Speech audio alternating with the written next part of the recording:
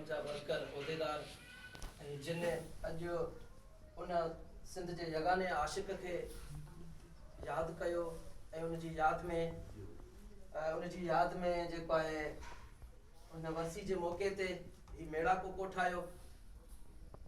असा सब हिन जिदोजहद के सफ़र में फोरम हुजन तंजीम हुजन या वतन ऐं धरती से मोहब्बत रखंदड़ वर्कर हुजन उहे सब एक तारीख़ आहिनि ऐं हिन तारीख़ी हिन सफ़र में ख़ास करे उन MRD दौर में ख़ास करे ज़ियालक के दौर में जॾहिं सरमद शागिर्दारी दौर में उन जो कॉलेजन के प्रोग्रामन में जॾहिं हू गायण शुरू कयो उन टाइम जो माना वतन ऐं धरती ते जेके उन गीत चया उन ज़ियालक के दौर में उन जबर वाले दौर में जिथे सिंधी टोपी पाइण ऐं सिंध जो नालो वठण ऐं धरती जी हक़ जी ॻाल्हि करण या पोरियतनि जी ॻाल्हि करण हिकिड़ो वॾो गुनाह सम्झो वेंदो हुयो।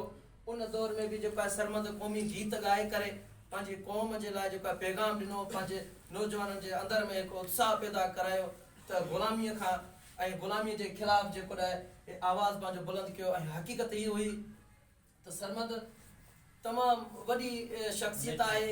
असां उनजी ज़िंदगी ते यकीनन आउं सम्झां थो त उनजी ज़िंदगी ते जेतिरो बि ॻाल्हाइजे उहो घटि आहे।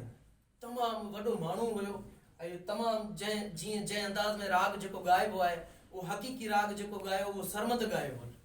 अॼु सरमद जी 24वीं वरसी आहे। वरसी मल्हाइण जो मक़सदु इहो ई हूंदो आहे त असां उन्हनि जी यादि खे ताज़ो कयूं। जेकॾहिं हू जिस्मानी तौर सां खां दूरि हलिया था वञनि पर हुननि जी कयल महिनतूं ऐं हुनजो जेको राग उनखे ज़िंदा रखण लाइ पर हीअ त सदन ताणी असां हुजूं न हुजूं बि असांजा पोयां नस्ल बि सरमद खे यादि कयूं वेंदा। सरमद अहिड़ी शख़्सियत आहे। सरमद जेको राग चयो उहो अहिड़ो राग आहे जेको हर हिकु सिंधी नौजवान जे हर हिकु वतन जे वारस जे दिलनि में जेको आहे उहो यादि आहे ऐं हू पंहिंजे गले में ऐं पंहिंजे आवाज़ में जेको आहे उनजे गीतनि खे गुंजारनि था। ऐं जस आहे जेका सिंध सुजागी फोरम जे दोस्तनि जिन कराची जे अंदरि जेका ही प्रोग्राम को ठाहियो ऐं भेटा पेश कई वई ऐं मुंहिंजा ॿिया बि रहनुमा मुंहिंजा अॻुवान वेठा आहिनि जेके नौजवान साथी उहे बि सरमद जी ज़िंदगी ते ॻाईंदा।